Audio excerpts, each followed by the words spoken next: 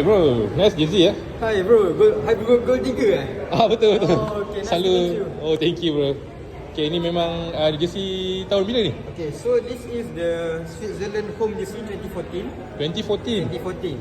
So the fun fact about this jersey is Shaqiri score hat-trick against Honduras. Okay. 3-0 in last match. And also they made a dramatic comeback against Ecuador in the first match.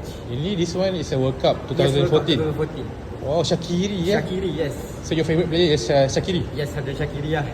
Oh, But for now, untuk Switzerland tahun ni, player yang saya highlight ialah John Mazambi.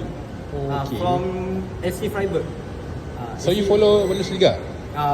Not really well, I but see. somehow I highlight SC Freiburg because this season they qualified to final Europa League against Aston Villa, which they lost, but somehow they managed to go until final, which is something ridiculous lah. Kalau nak tengok player, saya rasa player to watch is John Mazambi lah.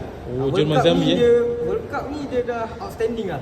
So since Switzerland masih lagi beraksi dekat knockout stage ni, Yes. how far they can go? I think as a football fan, I want to see at least quarter lah. Quarter final lah. Quarter final. So menang dengan lawan Colombia. I Against think. Colombia round of 16. Ah. Quarter final, I think if they have a right tactic to fight for goal scoring and defensive very well, I think they can go. Okay, thank you bro. Okay. So last. Siapa is a winner this World Cup? This World Cup is a bit tough, but I think it might be France. Wow. France. Same. I pun rasa France juga. Because as we can see, France punya squad depth from goalkeeper, defending, midfield and attack semua complete.